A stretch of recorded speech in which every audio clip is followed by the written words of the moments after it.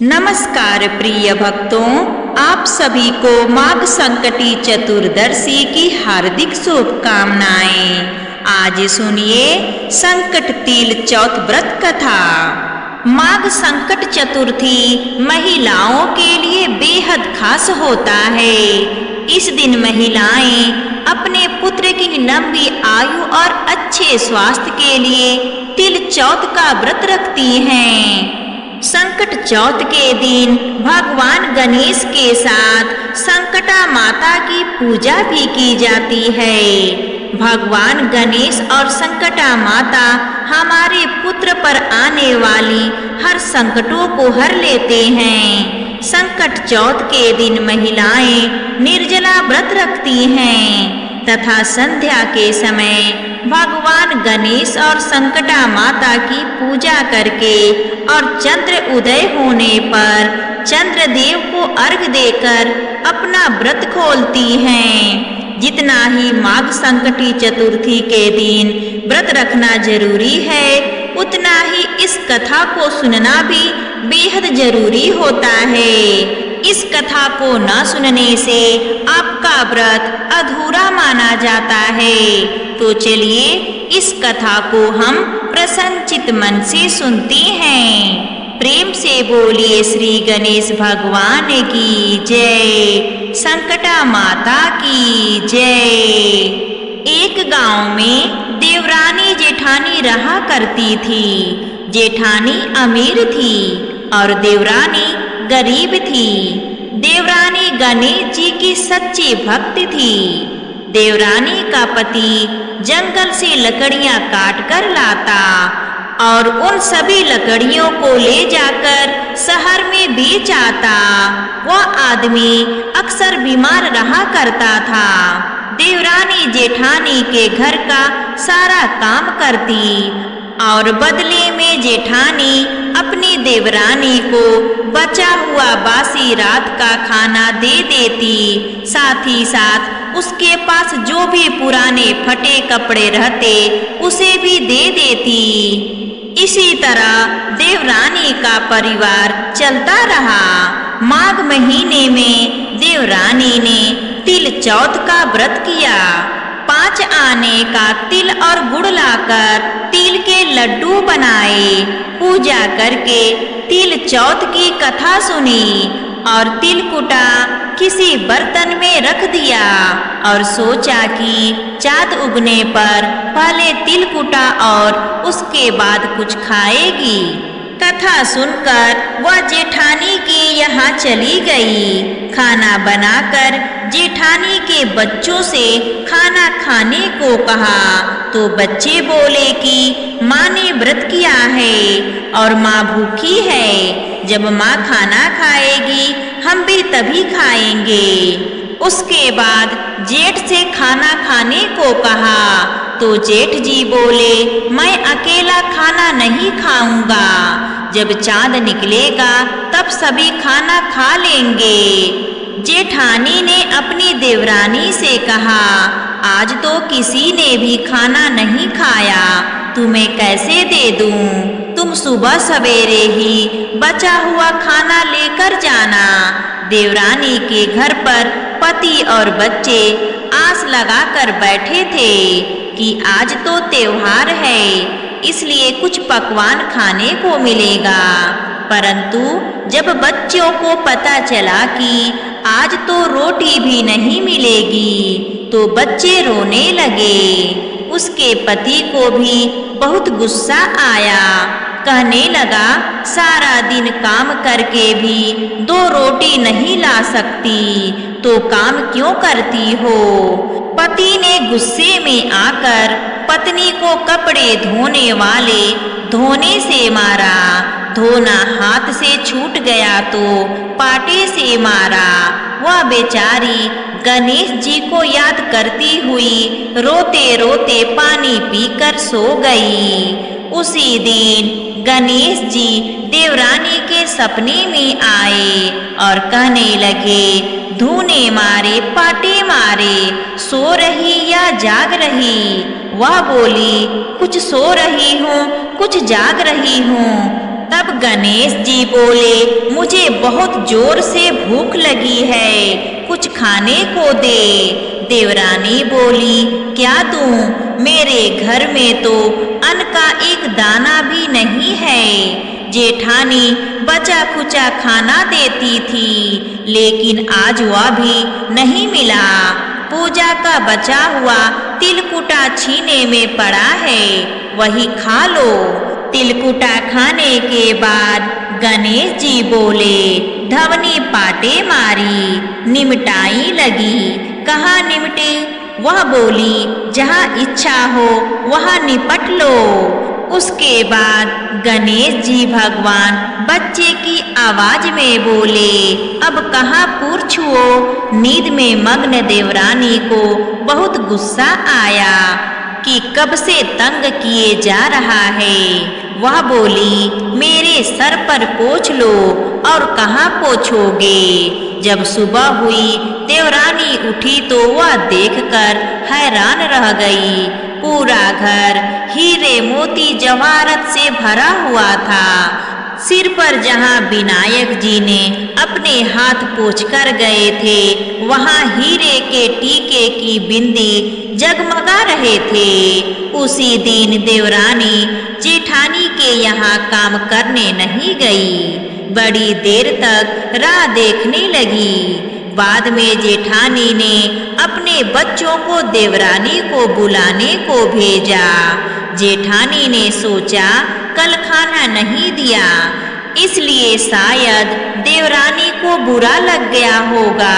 बच्चे बुलाने गए, बोले, चाची चलो, माँ ने बुलाया है, काम पड़ा है।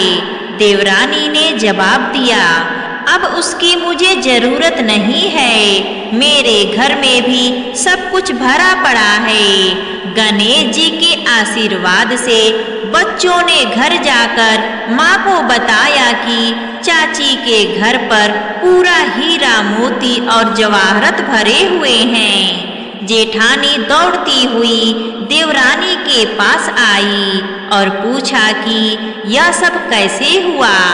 देवरानी ने उसके साथ जो हुआ वह सब कुछ बता डाला। अपनी देवरानी की यह बात सुनकर जेठानी दौड़ती हुई अपने घर को गई। उसके बाद अपने पति से कहा कि आप मुझे धोने से पाटे से मारो। उसका पति बोला कि भली मानस, मैंने कभी तुम पर हाथ भी नहीं उठाया, मैं तुम्हें धोने और पाटे से कैसे मार सकता हूँ। वह नहीं मानी और जिद करने लगी। मजबूर पति को उसे मारना पड़ा। उसने ढेर सारा घी डालकर चूरमा के लड्डू बनाए और एक बर्तन में रखकर सो गई। रात को विनायक जी सपने में आए और कहने लगे, भूख लगी है, क्या खाऊं? जेठानी ने कहा, हे गणेश जी महाराज, मेरी देवरानी के यहाँ तो आपने सूखा तिलकुटा खाया था, मैं तो ढेर सारा घी डालकर आपके लिए चूरमे के लड्डू बनाए हैं, वहीं छीके में रखा है, फल और मेवे भी रखा है, जो चाहे सो खा लो। बाल स्वरूप गणेश जी बोले, अब निपटे कहाँ? जेठानी बोली, उसके यहाँ तो टूटी फूटी झोपड़ी थी, मेरे यहाँ तो कंचन और महल हैं, जहाँ चाहो वहाँ निपट लो। फिर गणेश जी ने पूछा, अब कहाँ अपने हाथ पोंछूं? जेठानी बोली, मेरे ललाट पर बड़ी सी बिंदी लगाकर पोंछ लो। धन की भूखी जेठानी सुबह बहुत जल्दी उठ गई। सोचा घर हीरे जवाहरात से भरा हुआ होगा, पर देखा कि पूरे घर में गंदगी फैली हुई थी, तेज बदबू आ रही थी। उसके सिर पर भी बहुत गंदगी लगी हुई थी। उसने कहा, हे गणेश जी महाराज, यह आपने क्या किया? मुझसे उठे और देवरानी पर टूटे। जेठानी ने घर की सफाई करने की बहुत कोशिश करी, परंतु गंदगी और भी ज्यादा फैलती गई। जेठानी के पति को मालूम चला तो वह भी बहुत गुस्सा हुआ और बोला, तेरे पास इतना कुछ होते हुए भी फिर भी तेरा मन नहीं भरा। परेशान होकर जेठानी ने गणेश जी से मदद की विनती करने लगी। गणेश जी ने कहा, देवरानी से जलन के कारण तूने जो किया था यह उसी का फल है। अब तू अपने धन में से आधा उसे दे देगी, तभी यह सब साफ होगा। उसने आधा धन बांट दिया, किंतु मोहरों से भरी हुई हांडी चूल्हे के नीचे गाड़ रखी थी। उसने सोचा किसी को पता नहीं चलेगा और उसने उस धन को नहीं बांटा। उसने कहा कि हे श्री गणेश जी, अब तो अपना यह बिखरा हुआ समेट लो। वे बोले, गणेश जी बोले, पहले चूल्हे के नीचे गाड़ी हुई हांडी निकाल, ताक में रखी 2 सुई के भी 2 हिस्से कर। इस प्रकार गजानन ने बाल स्वरूप में आकर सुई जैसी छोटी चीज का भी बंटवारा किया और उसके बाद गणेश जी अपनी माया को समेट लिया। हे गणेश जी भगवान, जैसे आपने देवरानी पर कृपा की वैसे ही सब पर करना। कहानी कहने वाले, सुनने वाले और हुकार भरने वाले सब पर कृपा करना और जेठानी को जैसे सजा दी वैसे किसी को मत देना। अब सुनिए संकटी चतुर्दशी की एक और कथा। चौथ माता की कथा। एक सेठ सेठानी थे, उनके एक बेटा और बहू थे। बहू सबको भोजन करा के फिर स्वयं भोजन करती। एक पड़ोसन ऐसी भी थी जो रोज पूछती कि बहू आज क्या बनाया खाया है। बहू कहती ठंडो बासी। एक दिन उसके पति ने ऐसा सुनकर विचार किया कि आज तो पकवान बनाए जाएं, फिर देखूं कि मेरी पत्नी क्या कहती है। उसने तरह तरह के पकवान बनवाए और घर के सभी लोगों ने एक साथ बैठकर भोजन किया। आज भी पड़ोसन ने पूछा तो बहू ने कहा ठंडो बासी। सेठ के लड़के ने सोचा हो न हो कोई बात जरूर है जिसके कारण मेरी पत्नी ऐसा कहती है। उसने पत्नी से पूछा, तुम रोज ठंडो बासी खाया ऐसा क्यों कहती हो, जबकि हम सबने एक साथ बैठकर कई तरह के पकवान खाए। उसकी पत्नी बोली, आप जो खा रहे हैं वह बाप बूढ़ों की कमाई है। जिस दिन आप कमा कर लाओगे उस दिन मैं समझूंगी कि ताजा भोजन कर रहे हैं। अब एक दिन लड़के ने माँ से कहा, मैं एक बड़े शहर में कमाई करने जा रहा हूँ। माँ बोली, बेटा अपने पास इतना धन है कि खाया नहीं खत्म होगा। माँ के मना करने पर भी बेटे ने स्वयं कमाने का दृढ़ निश्चय कर लिया और जाते समय पत्नी से कहा, मैं जब तक कमाकर बहुत सा धन लेकर न आऊं तुम चूल्हे की आग मत बुझने देना। एक दिन चूल्हे की आग बुझ गई तो वह मन ही मन घबराने लगी, कहीं मेरे पति पर संकट तो नहीं आ पड़ा। जल्दी से पड़ोस में से आग लाकर चूल्हे में रख दूं। ऐसा विचार करके पड़ोस में गई। वहां पड़ोसन चौथ माता का व्रत पूजन कर रही थी। पड़ोसन ने कहा, थोड़ी देर में आकर ले जाना। बहू ने पड़ोसन से पूछा, आप यह व्रत क्यों करती हो? इससे क्या मिलता है? पड़ोसन ने कहा, चौथ माता के इस व्रत को करने से अन्न लक्ष्मी मिलती है और अपनी सभी मनोकामनाएं पूरी होती हैं। अब बहू भी चौथ माता का व्रत करना शुरू कर दिया। दीवार पर चौथ माता बनाई। उस दिन घी गुड़ का चूरमा बनाकर रात्रि को चंद्रमा को अर्घ देकर भोजन करती। ऐसा करते करते बहुत दिन हो गए। चौथ माता ने उस बहू के पति को सपना दिया कि साहूकार का बेटा तू जागे कि सोए? तेरी पत्नी बहुत याद कर रही है, घर जाकर उसकी चिंता मिटा। तू दुकान खोलकर कंकु केसर का पगलिया बना के बैठ जाना, आज तेरा हिसाब किताब चुक जाएगा। अब तो चौथ माता ने जैसा कहा था वैसा ही हुआ। उसने घर जाने की तैयारी की और गाड़ी भर के धन दौलत लेकर चल दिया। रास्ते में एक बड़ा सा काला नाग फन फैलाए बैठा हुआ था और कहने लगा, आज तो मैं तुझे डसूंगा, छोड़ूंगा नहीं।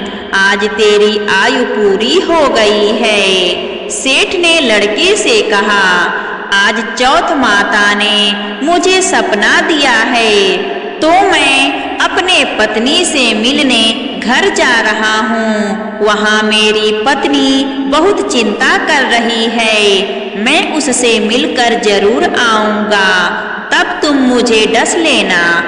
नाग ने कहा, तुम शपथ पूर्वक कहकर जाओ तो मैं तुम्हें जाने दूंगा, परंतु लौट कर नहीं आए तो तुम्हारे घर आकर मैं तुम्हें डस लूंगा। इस प्रकार सर्प को वचन देकर वह अपने घर पहुंचा। वहां सभी से हंसी खुशी से मिला और भोजन करने उदास होकर बैठ गया। उसकी पत्नी ने उदास होने का कारण पूछा तो पति ने काले नाग वाली बात बताते हुए कहा, यदि मैं उसके पास नहीं जाऊंगा तो वह घर आकर ही मुझे डस लेगा। पत्नी बहुत चतुर थी। उसने कहा कि आप घबराओ नहीं, लेट जाओ, मैं एक उपाय करती हूँ।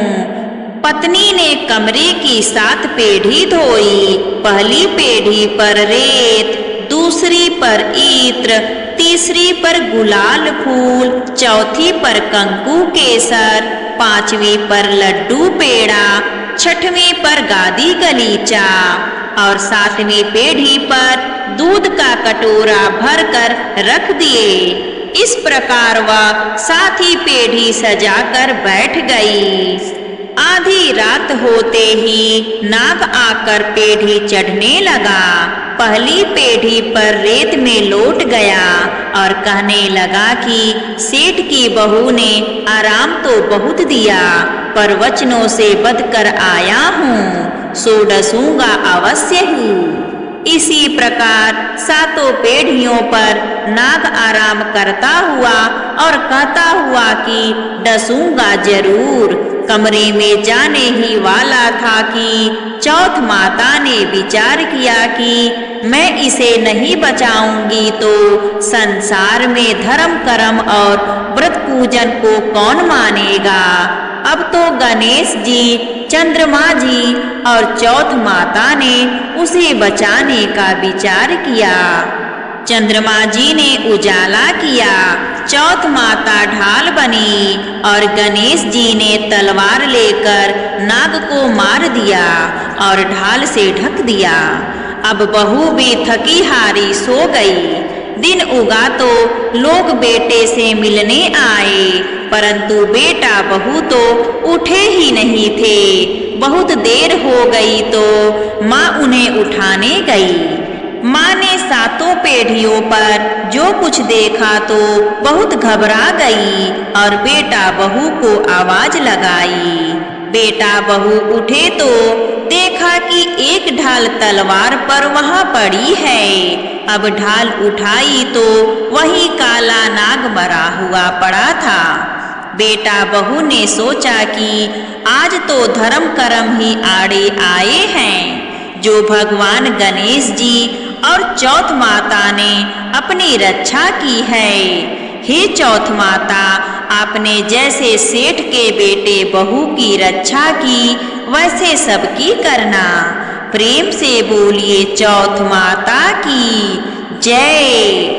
प्रिय भक्तों, अगर आपको यह कथा अच्छी लगी हो तो प्लीज कमेंट करके हमें जरूर बताइए और हमारे चैनल आरवी नई कहानियाँ को सब्सक्राइब करना ना भूलिए, क्योंकि ऐसे ही हर रोज भक्ति कहानी आपको सुनने को मिलेगा। धन्यवाद।